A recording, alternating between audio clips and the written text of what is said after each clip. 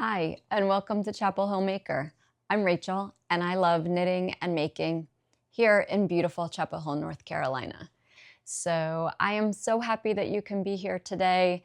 It's been a little while since I've recorded. We've had graduations, and we traveled for my kids' competitive jump rope team, and now I'm finally back and able to sort of collect myself and start summer. So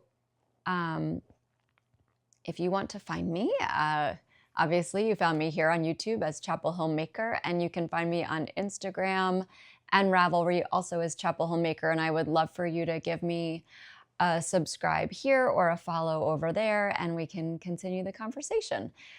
I feel rusty. It's been a couple weeks, and I always hear people say that, and they're right. I totally feel rusty. So if this is disjointed, that's why. And I'm just going to sort of keep going until the rust wears off. Since I saw you last, my Carolina Hurricanes won the Stanley Cup. Yay! And so we've been celebrating that, and it made for a great hockey season. I finished my hockey socks and gifted them to the sweet woman in our ticket area, and I hope she's enjoying them, even though it's too hot to wear hockey socks right now. But so that has been exciting. And as I said, I traveled to Buffalo, New York, which I had never been to for my kids. They do two of them do competitive jump rope, and they competed at nationals last week. And so that was super fun too. And Buffalo is a really interesting city with very cool architecture, and we stayed in what I did not know when I made the reservation, but what turns out to be a haunted hotel, which if you look up the Richardson Hotel in Buffalo, it operated as a mental asylum from 1870 to 1974.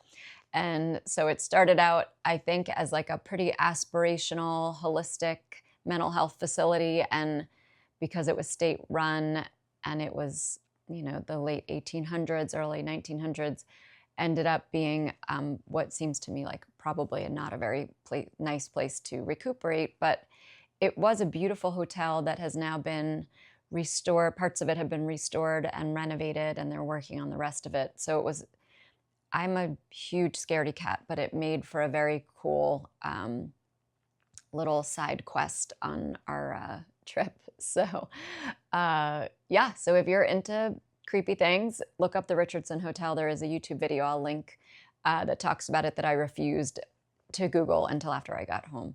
So, but that's not why we're here today. Today I wanted to talk to you about test knitting. It's going to be sort of not my typical podcast. My making has kind of been all over the map with travel and family obligations. I've had some stops and starts with all of my works in progress. And so until I can kind of mentally sort through what I'm putting my energy into, I'm going to hold off on sharing it here until my next episode. And hopefully by then I'll have a little more clarity on my making to share with you. But I have gotten a lot of questions about test knitting, as I've talked about here on this channel, and I'm sure you've heard other podcasters talk about that they test for a certain designer or for a magazine or whatever it is. And people have asked about how you test knit, what a test knit is like. And I thought maybe this would be a good chance for me to kind of break down the experience for you in case you're thinking about doing it, or if you are a regular test knitter, you may have more to add to this conversation. And as always, I hope that you do in the comments below. I'm going to be looking down at my notes. I spent my flight home from Buffalo sort of quickly putting these together. And yeah, so I'm going to just jump right in to talk about test knitting and try to demystify the process, because I know before I started test knitting, I would always hear people talk about it or see it on Instagram and wonder kind of what the deal is, what the hype is, how do you get chosen, And I sort of want to drop the velvet rope on that and give you a little bit of background. So first of all, what is test knitting? We'll start at the beginning.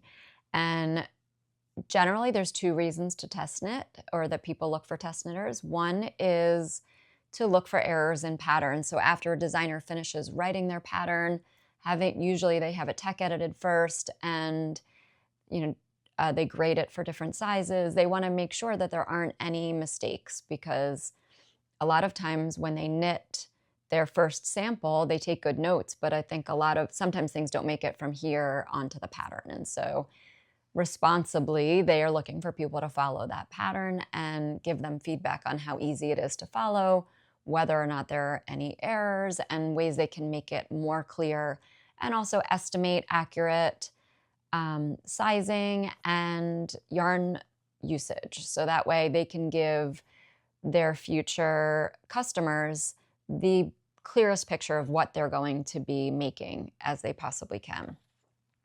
The other reason that a lot of designers like to use test knitters is as more of a preview knit. Sort of, here, can you knit this pattern? Maybe it's already been tested, or maybe we want to open up to a wider group, and we want you to promote it for us on Instagram, Ravelry. I don't know about you, but when I want to try a new pattern out, I go straight to Ravelry, look up the projects, because the glossy photos draw you into the pattern, but really you want to know how it's going to look on a regular person or somebody of your similar body type. And so that's kind of my process when I'm thinking about making something. I get drawn in by what the designer has photographed on the main page, and then I go and look at the other projects, which are usually from testers, to see how those have come out, especially if it's a new pattern. People are going to be investing at this point $8 to $12 per pattern, and you don't want them to have buyer's remorse. You want to go in with your eyes open. So those are kind of the two main reasons that people have test knitters. And then the other question I get a lot is, how do we apply? How do I become a test knitter? I don't know any designers. I haven't been sort of in the knitting community. I don't have a podcast, whatever it happens to be. And so there are three that I have found, and there may be more, please share below. But there are three main ways that I have found to test knit. And the first is Ravelry. They have groups about, with open testing calls. Specific designers on their own community pages have put testing calls up for new patterns. And a lot of times they will sort of draw from that pool without promoting it. I'm going to say 4 ways, actually. I just thought of one more. Instagram is another one, where you see a new design on Instagram, you're scrolling and you think, oh, I really want to make that. And you look below and it says testing call coming soon. And you can apply via a Google Doc usually. You tell them what size you want to make, and then they choose who gets to test. And then the last one is an app called Yarn Pond. And this was how I first started test knitting. It has both large and small designers. My experience, it's been smaller designers that haven't built up a following yet, or a larger following yet, through Ravelry or Instagram. And then you can see what the new tests are that are available, or you can follow a specific designer and you'll get notified when they have a test call. So, and then the last one that I don't have on my list, so I didn't count my numbers, is through specific designers' newsletters. A lot of them have their own email list that they'll send out, and it'll say test my pattern, and you'll, again, usually fill out an application through a Google Doc, and then they notify you if you've been selected. So I think, we put a lot of weight on whether or not the designer is going to choose me for this test. And obviously that plays so much into our own sort of feelings of FOMO and vulnerability of like, am I good enough? Am I a good enough maker? Do I have enough followers on Instagram? Or whatever it happens to be that you worry about whether or not they're going to choose you. But I'd like to also think about what we should think about when we go to apply for a test, because it is a commitment. There's no way about it. Like, we're going to be committing to 6 to 10 weeks of our life, yarn and energy to this pattern. So it should be, we shouldn't just sort of sign up for anything. And so number one, you should love the pattern. You should like see it and gasp when, want to make it so bad that you don't want to wait for it to come out.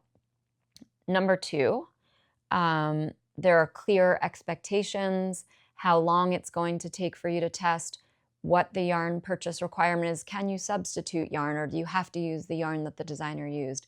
What is the time frame? Do they give extra time for the larger sizes? Are they flexible if you have a life event that comes up and you can't complete the test? And then the last one is, maybe it's a test that you don't know what it's going to be. It might be a secret that they're doing for an upcoming magazine or something, but you love all the other patterns that have come up from that designer, and so you think it's a pretty good risk, and maybe it's fun to sort of jump into a mystery. But those are all good things to think about. And also, do I have time in my life to add this test, right? Like, I have 2 test knits going right now, and the last several weeks of my life have been really hectic, and there have been a couple times where I'm kicking myself thinking, God, why did I sign up for this? But some of those other things are true, right? I love the designer's designs. I want to support that designer because I've followed them or I know them. So it makes it worth it for me to sort of take on that extra level of stress, even though, my home life has been busy. So that's just something to think about. So the next one is, who can test what design? And that kind of depends on the designer. I have some designers that are larger and more popular that I've applied to their tests multiple times and haven't been selected for whatever reason. It may be that they have their usual people and then they sort of open it up to see if they want to bring in new people, but they really don't have as much room. So I haven't been chosen, and that's okay. I've really taken my ego out of this whole selection process. But some tests want experience, some designers want experienced knitters, others would love to have adventurous beginners so that they know sort of the sweet spot for their pattern and how to sort of sell it. Is it a beginning pattern? Is it an advanced pattern? Some want to know that you do have a good social media or Ravelry presence. Are you posting all of your projects, and do you take good photos? Will it make them look good, right? Because this is, after all, they're in sales, right? So are you willing to post them on Instagram and post your photos? Sometimes it's a secret test and they want to wait until the design comes out. Sometimes they're happy for you to post their process. The other thing is a lot of times, if you are on either side of the size range, right, there are so many more in the middle on the bell curve, and those of us who kind of fall in the middle tend to have more competition when it comes to applying for tests. But I have seen so many designers who are really desperate for people who fall on the larger end of the size range, because it's hard to find testers who are willing to commit to either a shorter test deadline or time frame. A lot of times you'll see in a pattern that they'll offer it for free even after it's been released to someone at that end of the range because they were not able to test it. So if you're a maker who's at either end of the bell curve, it may be sort of easier for you to be chosen for that test. And these are kind of all of the considerations that both the makers have and the designers think about when they're creating their testing pool. So let's say we've gone on Yarn Pond, we found a really cute hat that we want to test. We have our yarn, we're ready to go, we've done our gauge swatch, all of those things. What happens now that we've been selected, right? So after being accepted, usually you'll get the pattern. A lot of the people use Google Docs for that, or they'll send a PDF, or they'll send you the pattern somehow. And then often that comes with a Ravelry test code. They tell you how to enter that in and set up your Ravelry project page so that as soon as the pattern is released, that converts into a project page. I got a phone call, so I had to start back up. So I think when last I left you, I was talking about what happens once you get chosen. So now you've received your pattern, and usually you'll be added to, you've set up you used your Ravelry test code, you set up your project page, cute photo of your yarn or something. And then if it's a well-run test, they'll send you sort of what the designer's expectations are. So some will give you a really detailed schedule. We want you to have the neck and the yoke done by X date. Then we want you to have the body done by this date, sleeves, whatever. And that's always helpful so you can kind of, plan your time, right? Not all of us are fantastic at time management. So that's always helpful when they give that to you. But sometimes they'll just say the deadline is 6 weeks from today or 8 weeks from today. And that's okay too. You can kind of break down your own schedule. If you're like me, I normally like to have it done well in advance of the deadline because I just don't know what's going to come up, right? I have 4 children and things are always sort of in flux. So I try to get it done as quickly as I can and see what I can do. It doesn't always work, but I try. So then a lot of times designers will create kind of a community for you so that you can talk to other testers, which is kind of my favorite reason for testing. I've met people in the testing pool that have become my friends online or even in person. And so they do that multiple ways, whether it's through Slack or Discord or Instagram or Ravelry. Those are sort of the 4 ways that I have seen that kind of are the most common. Sometimes it's just by email, and there's a giant email thread, which is hard to keep track of, but you can always find it. You can always search it up. So there are different ways that they create community. If it's in Slack or Discord, sometimes they have a chatter thread and then like a information thread where you can provide feedback, and that's helpful because people do like to kind of introduce themselves and say, hi, I'm Rachel. I'm from Chapel Hill, North Carolina. Other people say, I've been to Chapel Hill, and you always, just how we do. And so that's kind of my favorite part of testing is that collaborative, like, hey, I just finished the sleeve. Did everybody else, does everyone else's look like this? Or I just did my gauge swatch. Did anybody have trouble getting gauge? Or I love that sort of, kind of community, and sort of harkens back to my episodes about finding your knitting people, right? Here's a great opportunity to find some people, even virtually, that are interested in the same things that you're interested in. And so it's almost like doing a knit along, but you also have this kind of extra reason for doing it, which is to help out your designers. So at the end, once you finish your project, you've taken pretty finished object photos, assuming that you finish it on time and that you're, able to sort of deliver on that promise.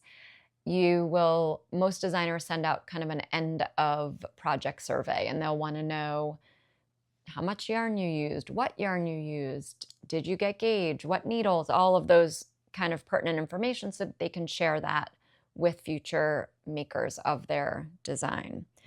I see a lot of kind of banter on Instagram of like, testers deserve to get paid, and kind of it's a volunteer position, all of that. And I'm not really going to sort of weigh in on that. I think that there's good arguments on either side of that debate, and I'll leave that to other people to decide. But as in my personal experience for test knitting, it's a volunteer position, right? I'm going into it with knowing that I'm going to spend my own time and my own money to test this project and get a final product. And I sort of go into it knowing, and I'm okay with that. But the question is, like, if I'm not getting paid, what is in it for me, right? And like I talked about community, I love meeting people. Just the satisfaction of kind of having completed something, maybe finding an error. That is like, to me, I'm so happy if I can find something and help make that pattern better or give a suggestion, and when it's accepted, it feels really good to me that I'm helping. Sometimes it's a challenge. It's something that I haven't really done before. I wouldn't otherwise do if I hadn't done it in a test. Usually for me, also having a deadline helps motivate me to finish it. I was kind of taken off guard yesterday when I pulled all of my whips out and took a picture of them together, because I was like, whoa, I used to be a monogamous knitter, and now I have many whips, and test knits seem to help me start and finish things, which is great. Occasionally you will get a discount or free yarn for the project. I've never received free yarn, but I have gotten a discount. I was able to buy some Cardiff cashmere at a nice discount that I wouldn't have otherwise gotten, and got to use it. And then usually they send you the finished pattern that you just tested, and a lot of designers, if they have a big catalog, will offer you to pick any of their patterns as well as a gift. So, so that's a nice little bonus. So 99% of the time I get so excited about a test. I get thrilled to get the email that I was chosen, and then I immediately get a pit in my stomach, like, oh gosh, am I going to be able to fulfill my obligation? And generally the time that I've been allotted for a test is more than enough, and I have no problem meeting that deadline. But the thing that makes the experience for me is what makes it a good test versus a bad test. And number one, again, I think I mentioned this earlier, is clear expectations. Knowing what the designer wants from you and when they want it. If you go into a test and it's nebulous, or you see the tester call and it's really nebulous, maybe don't sign up for that one. That will have the kind of effect of, number one, you won't be signing up for something and feeling frustrated. And number two, maybe it sends a message to a designer that, hey, I have people here who are doing a favor for me. I'm going to give them as much information as I can. Number two is a prompt response from the design team. Some designers run all of their own tests, and some have assistants or social media people or whoever it is run their tests for them. And either way, you want kind of a fast reply. Obviously, you can imagine these large designers are running multiple tests at once. So you want to assume kind of that whoever's going to be answering their email, whether it's them or someone else, they'll get back to you while you're not just kind of sitting there waiting so that you can move forward.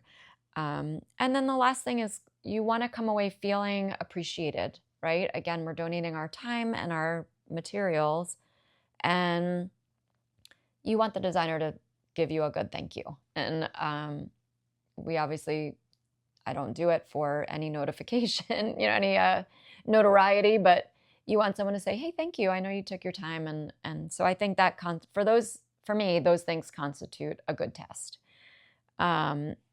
So I want to just finish off by talking about what a test knit is and what it isn't, right? It is a fun challenge. It's a big commitment. Knitting is a slow craft, and it takes a lot of time out of our day, time that I gladly spend, right? But if it's a frustrating process, then, it is a big commitment. It's a generous favor that you're doing for somebody, and it is also a service to the knitting community. And so, again, I think when I first started testing patterns, I came at it with oh, I hope I'm worthy of being chosen. And I had this sort of, imposter syndrome kind of feeling about it. And now when I am chosen for a test, obviously I'm thrilled to have been selected, or if I'm not chosen, I understand that they have lots of applicants. But overall, I'm happy to do it because it's fun for me. One thing that it isn't a job, right? You're not, as we talked about, you're not getting paid for this, most likely.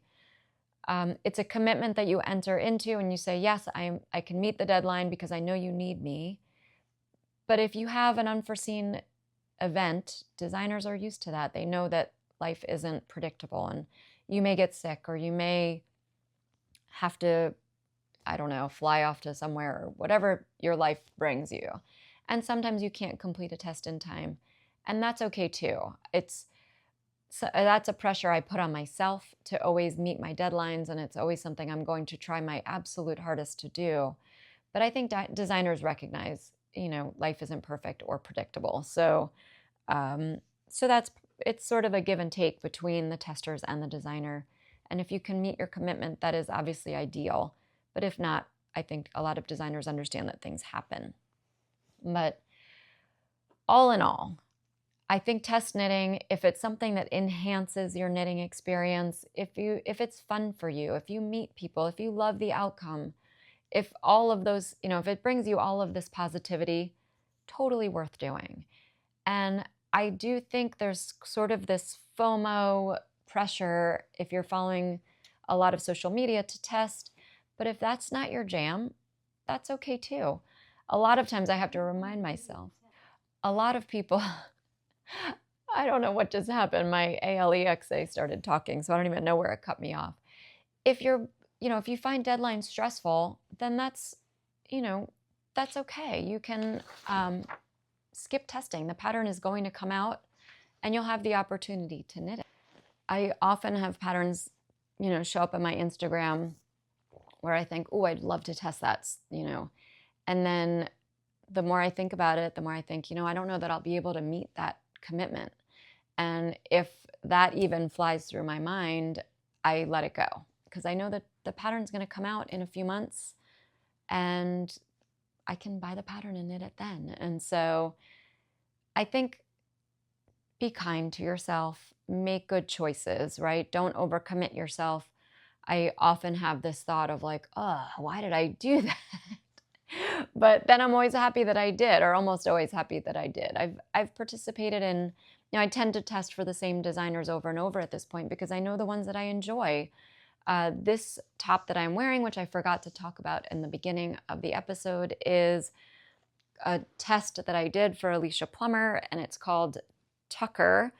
It has a cute little pocket that I put a contrast pocket edging on. In her pattern, I don't think she has that. It's just a simple raglan t-shirt, and it's in the luxury silk cotton tweed or cotton silk tweed by Londa Nord, and I can link that my Ravelry page here. But she's a delight to test for, and so appreciative and so kind to her testers and so understanding that whenever I can, if she has a test come up, I sign up for it.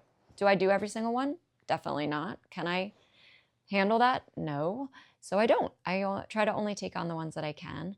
I tend to test for Tori Yu a lot. She runs a really organized test. Her patterns are always very clean.